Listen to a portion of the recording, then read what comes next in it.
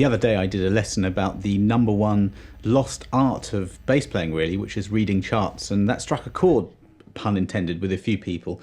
So we're going to look at this today, and this is a Rush-inspired chart that I've got here, sort of a rock pop thing, and we're going to go through it section by section, and I'm going to show you how you might approach this and just make up your own bass lines simply by looking at this chord chart. So let's just look at section A. Okay, that's what I'm calling it here. We've got various symbols here which we'll go through. C #M, that's C sharp minor.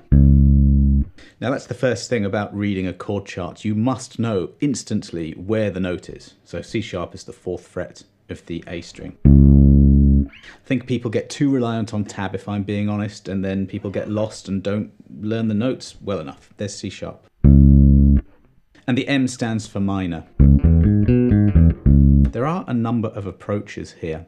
That, what I just played there, was a C sharp minor 7 arpeggio. Bit of a mouthful, but these are options, and we'll come on to these as we go, but I'll explain the symbols. This slash with 2 dots either side is just a shorthand to save you having to write out C sharp minor again. So it just means repeat the previous bar. In case you're wondering, I used iReal Pro, a great app to make this chart. It's one worth looking out for. It can generate a backing track too.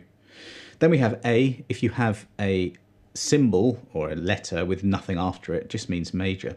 So we've got A and that symbol again, meaning to play A again. Then we have E major, 2 bars, B major, 2 bars, an A and a B. So it's quite a weird 10-bar section there. And then that section is sort of bracketed by these repeat markings, so you play all of that again. Now that it should mean nothing to you looking at that if this is new to you, but how do we convert this into gold? What I'm going to do is just play that section and start off with the easiest thing, which is root notes.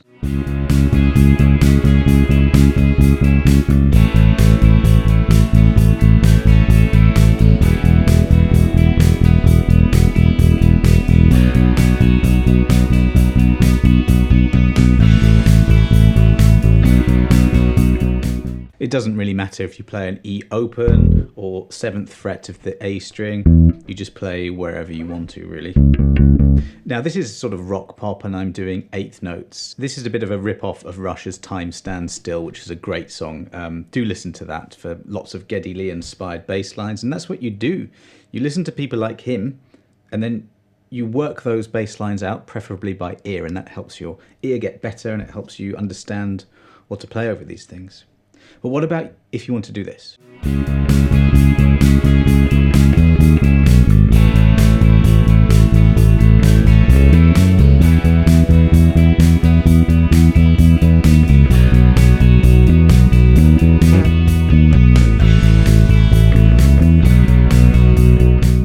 That was way more interesting than root notes, right? Now, how do we do that? How do we create bass lines that are a bit more interesting just by knowing a chart? I think this is the crux of the matter here.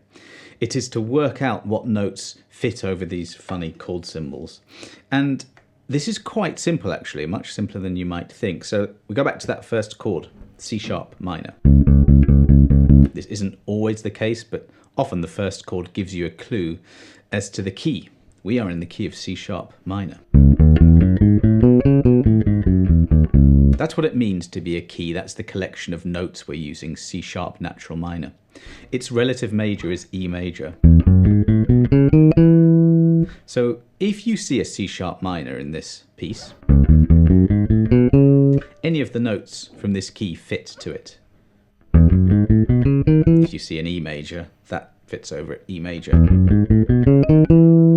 In fact, if you play any of the notes, apart from the D down below, I'll get to that later, but if you play any of those notes and stick to the key of C sharp minor, it'll work, and that's what I was doing. So I was going like... So what am I doing there? I'm just playing notes of C sharp natural minor. And songs are made up from chords, and very often they come from one key. Not always. Jazz standards modulate to different keys.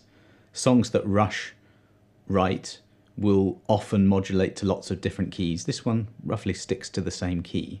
That's better for this lesson just to talk about that instead of going to different keys. But if it's in one key, all you need to know is your scales, and it always comes down to that, doesn't it? The more you know, the better.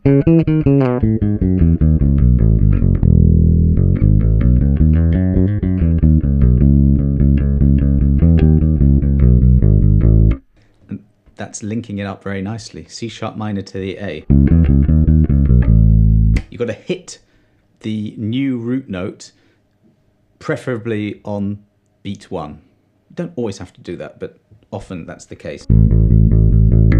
Now, if I'm on an A here, remember that I'm still in the key of C sharp minor. Let's just recap the notes of C sharp minor. C sharp, D sharp, E, F sharp, G sharp, A, B, C sharp. You can just know the notes or you know the pattern. Because if I play these same notes, and then come down to A, I'm playing an A going through the notes of C sharp minor. You don't really need to think about this as analytically as I'm doing at all. I'm making a bit of a hash of explaining this, but all the notes that you get there would fit over that A chord if you're playing it. So it's not right that you see an A chord and you go, all right, that's A major. It'd be wrong. It's not A major. It's actually A Lydian. And this is where modes come in. Each one of these chords comes from a position within the scale, and each position contains a mode which has a chord. I'm not really thinking about that, honestly, when I'm playing. I'm just playing A. I'm just playing the same notes of C sharp minor. So the next chord is E, so it really is just about linking up these chords in a musical way, making up a bass line. And that really is experience, and it's listening to lots and lots of music. I say that all the time in my lessons. I hope that, well, you know, you don't need me to tell you, listen to lots of bass lines, work them out. So A to E, you can go, I'm going A, B, C sharp, D, E, just running up the scale till I hit it. Or I can go down. Ideally, you're not thinking about it because you know there's an E, there's an E. I just need to get to it. However you get to it, doesn't matter. Next, I'm going to be,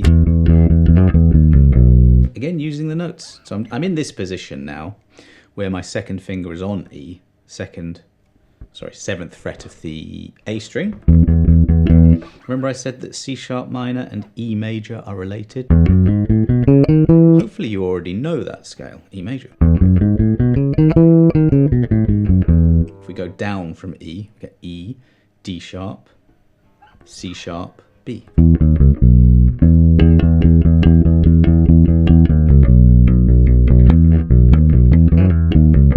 And on that B, you can do all kinds of lovely things, making sure you're playing the correct notes now. So B, and then we're just running through the same notes of C sharp minor or E major, however you want to think about it. We're now on the B. The mode that comes from this is a Mixolydian mode. I've studied modes quite hard, and so I know all of the individual modes on any of the different degrees of the scale. I don't even think that you need to, though. Just know the overall key and play it starting from B. So from the beginning.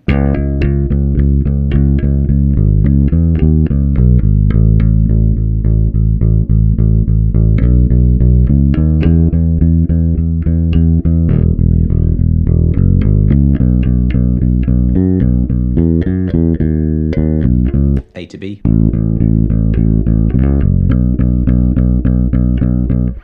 Then you can start to be more musical with it. Did you hear at the end? That's what I mean. I fancy doing that, just a bit of a slide.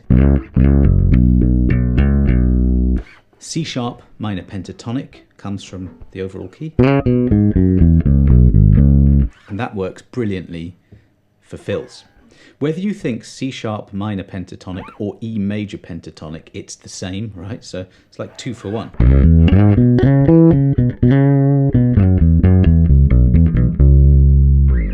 Make sure you listen to Time Stands Still, because in the B section, which we're moving on to now, there's a lovely moment where Geddy, I think he's overdubbing, I think he's playing like root notes and then a melody, and I apologise, I haven't done enough research. I will do that song, it's so great. But he does this beautiful little melody.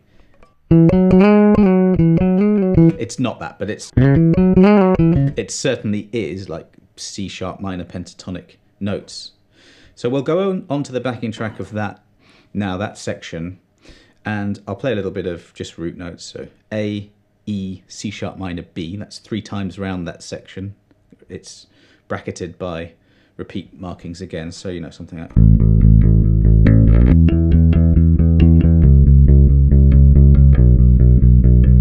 I think that's correct for this style of music, is pumping kind of 8th notes with some melodic stuff in between, you know, so you can go...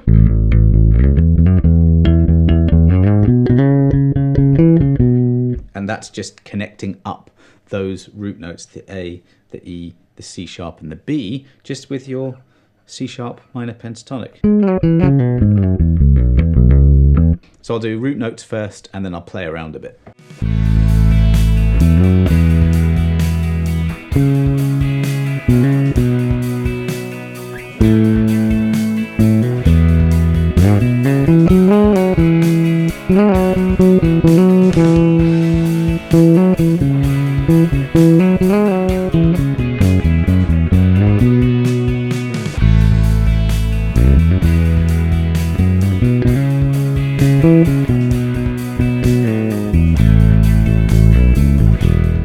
It's only when you listen to players like Geddy Lee you realise what's possible.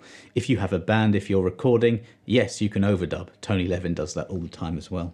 Just playing a bass part and then a melodic part on the top. I absolutely love that. So very simple, you know, I was just going, well, for the simple part anyway. A, E. Actually, it's a half-time section. I forgot to say that, so it was actually just... So I'm thinking 1, 2, 3, 4. You can put in as much personality as you like. You can play it simple, you can slide in and out. You can put in fills, you can do anything you like. Again, let me really emphasize the point that I really know the scale shapes, C sharp minor, or E major, however you want to think about it. The more you play, the more you have your own parts of the bass that you like to go to. You fall back on it a bit, and sometimes you rely on it a bit too much, but other times it's reassuring, I find anyway. C sharp there, and I know there's one here, on the 9th fret. When I'm there, I know this shape. How many times have I played that in my life? Thousands, so I know that. And I also know that's C sharp minor pentatonic, by the way, and I know the sort of full scale minor, natural minor. I know that these 2 notes fit, and there's one right next door to it. I don't even care what the name of the note is or the interval. I just know that if I do this, it sounds great. So I do analyze things a lot in these lessons, sometimes to get a point across, but at the end of the day, it is just what I said. You will just go like, you'll know that that sounds good, you'll know that these notes sound good. All about learning your scales as much as you can so that you can forget them. Let's move on to the C section, which is like the chorus of this particular piece, and it's back to full speed drums and just, you know, pumping 8th notes.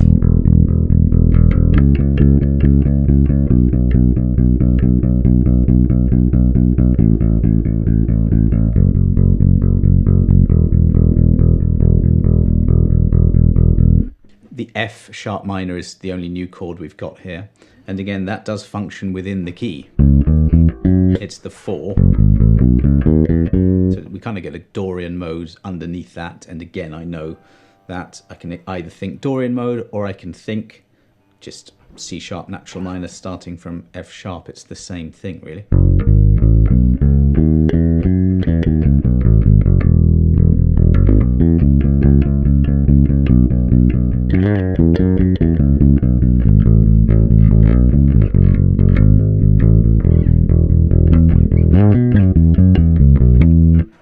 Anything melodic and fancy there was pentatonic. It just always works. Let's do it with the backing track.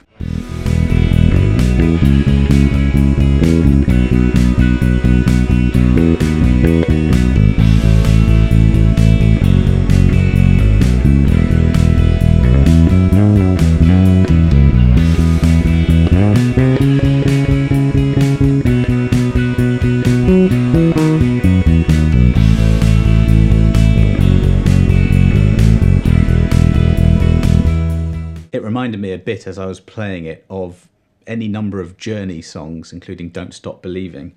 That kind of... That's the thing, you play these songs enough, you can borrow ideas and you can see what works, and at the end of the day, everyone's influenced by everyone else, especially titans like Geddy Lee. But, you know, just trying to make it as soulful as possible. I mean, this is the way I play. You'll want to play the way you play over this. And I think that's one of the things about chord charts, is that if you just do have the bare bones of this information for a rehearsal or a session, or, you know, I'm giving it to you, you can interpret this the way you like. You don't have to play this like I'm doing at all. Do what you like, do what sounds good. You know, I know down here, that's actually E major. Notice how it goes all happy in this section.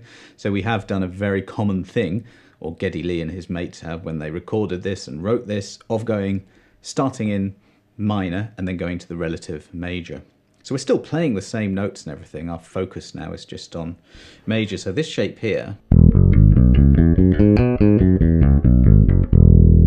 you could just play all of those notes. I'll put this in the PDF too, so you have this to practice with. And you can just use that shape to go from one note to the next. So E to C sharp to B.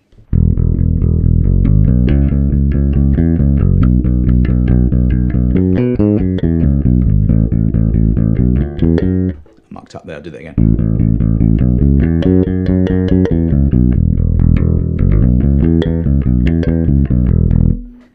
It just works, just that scale on its own.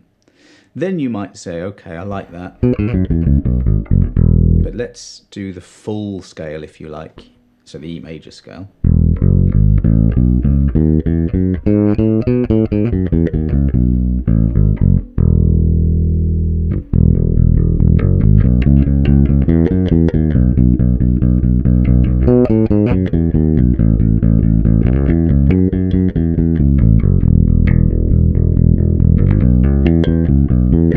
Now do go back to that last chord chart lesson I did.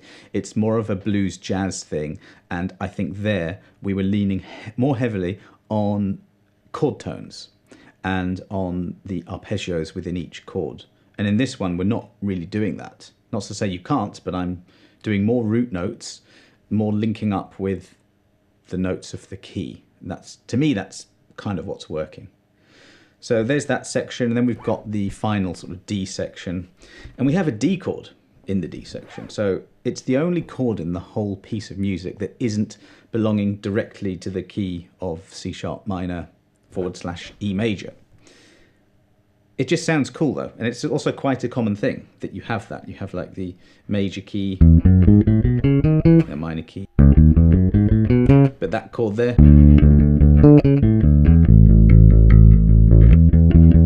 let me play along to the backing track and then I'll explain.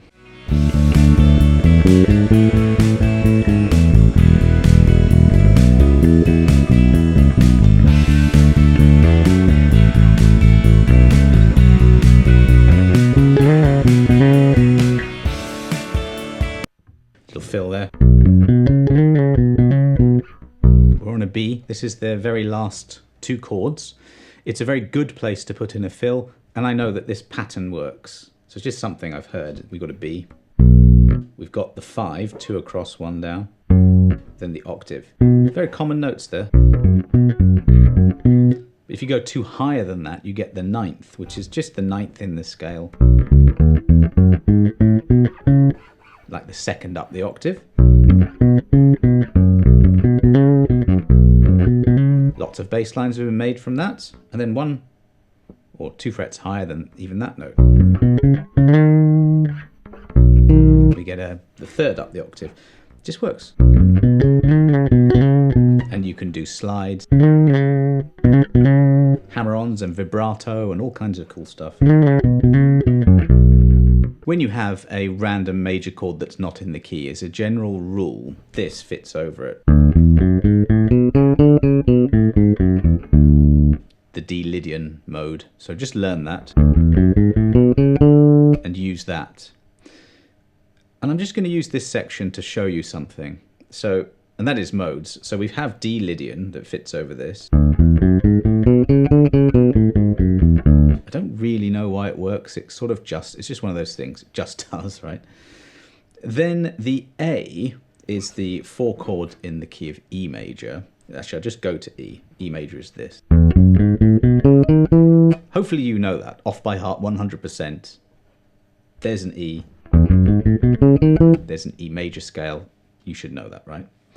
If I start an E major scale on the 4th note, in other words, the A, I get an A Lydian. That's where the Lydian mode comes from. It's the 4th mode of the major scale.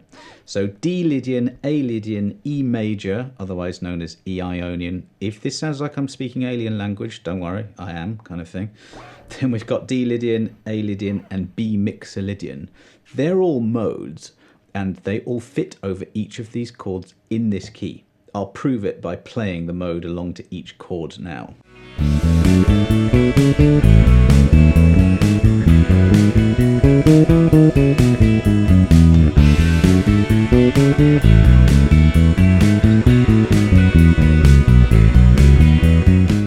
Now, you'd obviously never make up a bass line like that, but these are note selections. So as ever, and I'll finish this lesson on this point, and I will continue to say this every single lesson I ever do, less is more. Mostly less is more. You know, stuff like that. The first 3 notes, this pattern, sort of D, E, F sharp, always works on a major. And these are all major chords, so you could do the same thing on each. The 4th isn't the same on each of those, so that wouldn't work. But the 5th would.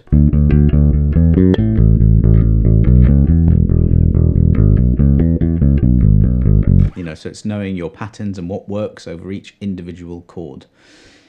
What did I start off the lesson with? Root notes.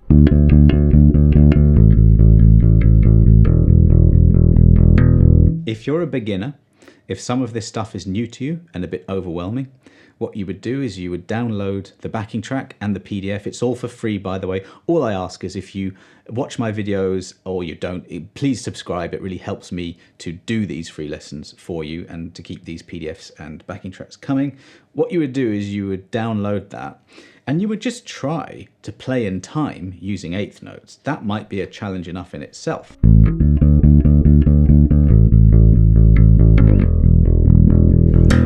As you develop a little bit of proficiency week on week, month by month, then that's where you start to add a few more things in, whether that is a technique, like that, you know, slides, or more in terms of note selection. That's what you do. You don't run before you can walk. So, you know, if I'm playing too much, which I always have to do in a relatively short lesson, I have to throw the kitchen sink at it a bit. I'm not expecting you to do that. Start simple and then build up over that. I will be doing lots more chord chart lessons, and I have got lots more on my site. So I'll probably put a blog post with this in, and I'll link to a few others. I've definitely got some jazz blues. I've got some jazz walking lines. It will require a slightly different focus for your chart reading than this, but it's all governed by your technique, your musicality, and how you interpret this. So I will be doing more chord chart stuff because I love it. Anyway, if you've got this far, thanks very much. Like I said, please do subscribe to the channel. Leave any comments, questions you've got down below, and I'll see you next time.